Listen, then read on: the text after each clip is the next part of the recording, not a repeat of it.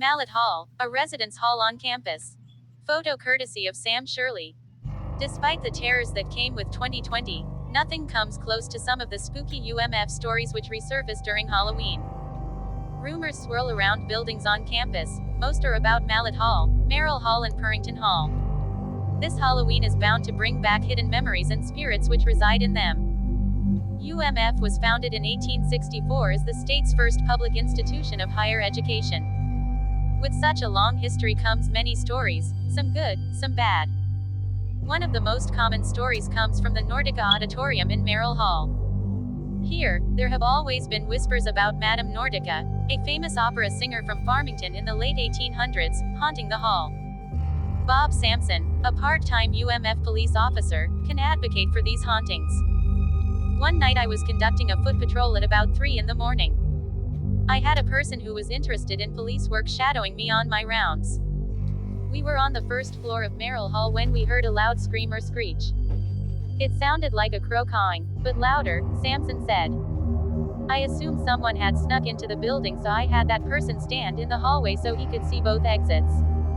I went to the top floor and worked my way to the basement, checking every room, every closet, every nook. Sampson continued by saying, the person I left in the hallway said no one left via either exit. I checked both exits and both sets of doors were locked and secured. Not everyone may believe in the supernatural, yet there is no doubt that something spooky took place that night in Merrill Hall. Merrill Hall isn't the only sketchy hall on campus.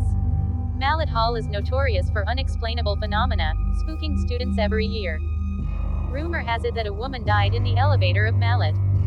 Others say she killed herself.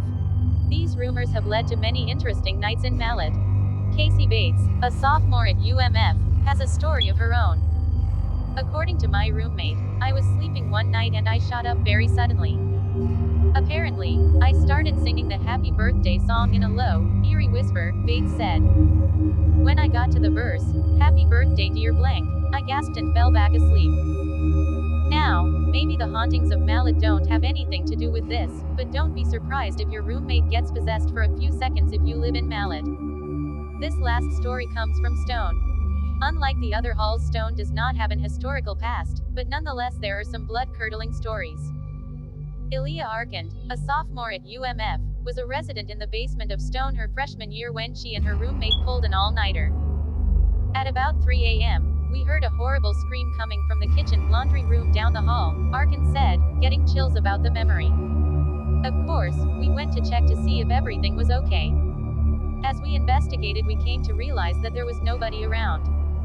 Unfortunately for Arkand, this wasn't her only disturbance.